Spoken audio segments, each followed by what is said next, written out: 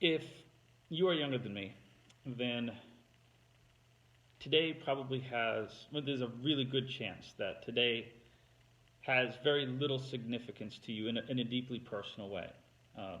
You can be very patriotic, and it will be significant that way. But I don't want to say this offhanded and to delegitimize people's feeling of patriotism, but I was born on August 12th, 1972. Some of you might understand what that day means, and some of you might not. August 12th, 1972 is the last day that American troops were in Vietnam. They were ordered out, the final removal of soldiers from that area and from that military action.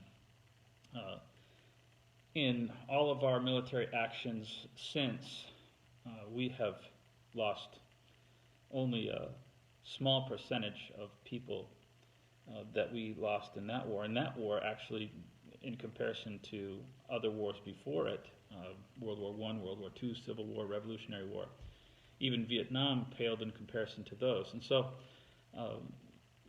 if you're younger than me, there's almost no chance that you personally knew someone lost in a war, which is what today commemorates. Most people kind of confuse our military holidays or military-related holidays. They kind of confuse Memorial Day and Veterans Day and Armed Services Day. They kind of all jumble those up together. As time goes on, we kind of lose our memory a little bit, especially as things change from one generation to the next. To think of it like this, I forget where I was the other day, and someone wished me a happy Memorial Day. They obviously don't think about what Memorial Day means. Now, Armed Services Day is when we remember just anybody who is or was in the military. They could have been on the Coast Guard. You know, they could have been doing anything, Merchant Marine, whatever it is. They could be doing anything, and we just say, hey, thank you. If you were a veteran, that means you were actually in a war somewhere. It could be any war. You weren't stationed at home. You're not a veteran. If you were in the National Guard and you just never left your state, you never called into duty, you're not remembered on Veterans Day. That's a day that's specifically for people who have been in the front lines somewhere. But Memorial Day is different. Memorial Day is exclusive to a group. And if you want to remember somebody that came home, like, you know, my grandfather came home and he never saw live combat in World War II. He was an airplane mechanic on Guam and fixed the airplanes that went into battle and various things like that. But he never saw live action. But he was considered a veteran. But even Memorial Day is not for my grandfather. This is for people who died. So to say Happy Memorial Day kind of misses the point a little bit. As time goes on, we lose our significance. So if you're younger than me, this is why I say if you're younger than me, there's almost no chance that you have a deeply connected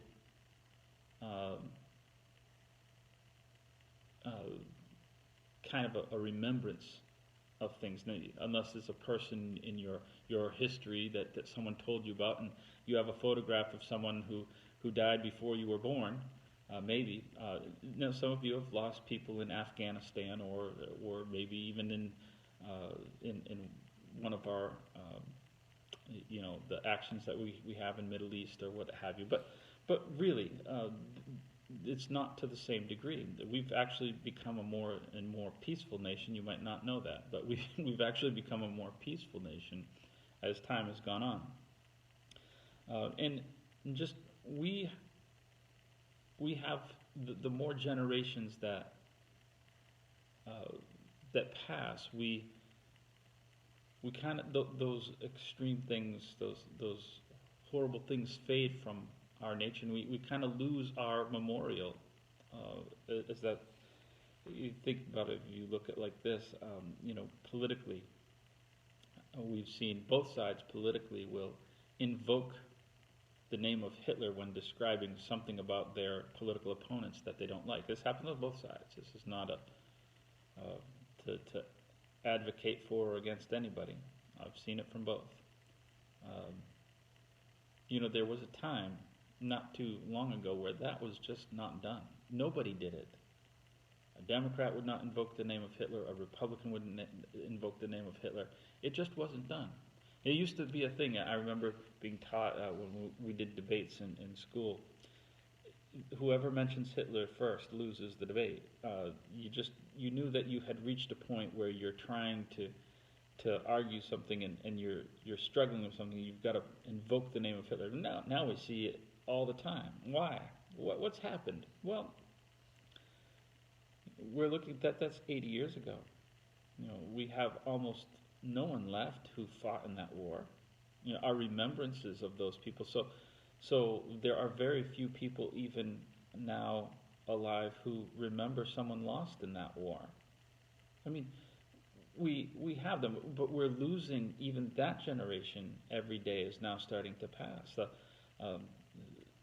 Our baby boom generation is aging, and we're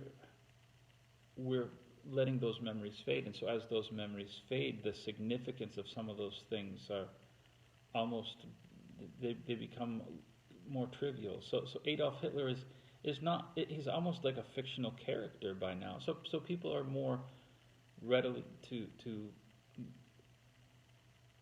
invoke his name, not understanding the significance really of what, we know he was horrible, but we don't feel it the same way.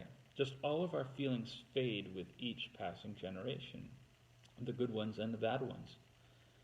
We kind of lose that as more time goes on. These memories are given to us and passed on to us by other people, and you have stories. And so if you're younger than me, you might have a story of a loved one several generations back that died in a war.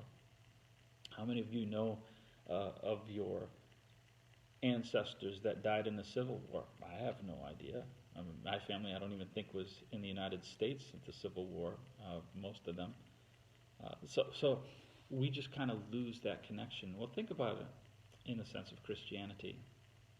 We have all been victims of this natural process over the time of history, because at first, they had the apostles, and then there were the people who were taught by the apostles, so there was a connection. Then there's the people who were taught by the people who were taught by the apostles, and things become second and third and fourth hand. And so it doesn't take that long for, it's one thing for Paul and these people to have the deep connection. You think of the apostles who knew Jesus physically, that were with him. They had a different connection and a different feeling than even the apostle Paul did. And just as time goes on, people had less connection to Christ in a personal way. Even the apostles themselves said these things fade. We knew him according to the flesh, but we don't know him like that any longer. We don't have that connection. They lost that connection, and it just naturally fades. And so after multiples and multiples of generations, we can't have that same connection to Christ. And so we live on a borrowed faith. We do. We can't help it. Our faith is wrapped up in writings of other people, and that's the best that we can do. And so the encouragement is, as you think about today and think about memorials, to think about how things fade and how we kind of our memory gets fuzzy around the edges with the passing of time, and to try to do what we can to be deliberate, to do the best we can to remember um, what we are a part of, not just patriotic in the patriotic sense, but in terms of our faith, which is much more important, that we remember that these are not just stories about fictional characters. We don't take them lightly. We don't invoke them lightly, but these have a serious nature to them. These are stories passed on by people who lived and died. Um, they were killed in action. These apostles were killed in action for what they believed in. And that's my Memorial Day thought for you.